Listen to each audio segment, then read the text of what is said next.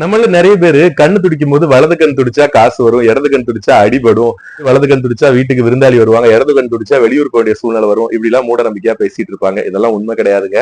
உண்மையில சொல்ல போனா கண்ணு துடிக்கிறதே கிடையாது. அது உள்ளுக்குள்ள அழகா அமைதியா இருக்கு. துடிக்கிறது நம்முடைய இமைதான். அது ஏன் துடிக்குது தெரியுமா? முதல்ல வந்து பாத்தீங்கன்னா நம்ம கண்ணுடைய இமைப்பகுதி, நரம்பு மண்டலம், நம்ம உடம்புல ஓடிட்டு இருக்க மின்னோட்டம், மின்னணுக்கள் இது எல்லாமே ஒண்ணுக்குள்ள ஒண்ணா நெருக்கமா இருக்கு. சோ அந்த ரத்த ஓட்டம் எப்படி சீரா ஓடிட்டு இருக்கோ அதே மாதிரி உடம்புல மின்னோட்டமும் சீரா போயிட்டு இருக்குமா. அந்த மின்னோட்டத்துல ஏற்படக்கூடிய மாற்றம் நரம்பு மண்டலத்துல ஒரு பாதிப்பை ஏற்படுத்தி அதன் மூலமா தான் கண்ணு துடிக்குது. சோ அது வந்து ஒரு 5 நிமிஷம் துடிக்கலாம், 10 நிமிஷம் துடிக்கலாம், ஒரு 2 மணி நேரம் வரைக்கும் துடிக்கலாம், பிரச்சனை இல்லை.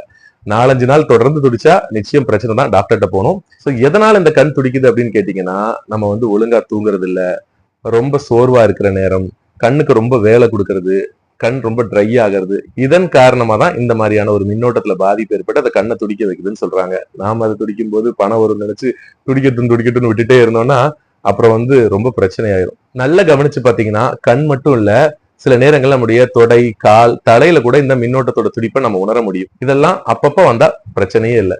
அடிக்கடி வந்தா நிச்சயம் பிரச்சனை, மருத்துவரை போய் கவனிக்கணும். அதனால இன்னும் கண் துடித்தா அது நடக்கும் இது நடக்கும்னு மூட நம்பிக்கையோட இருக்காதீங்க. அதை சாதாரணமா கடந்து போங்க. நீண்ட நேரம் துடிச்சா கண்டிப்பா மருத்துவர்கிட்ட போங்க.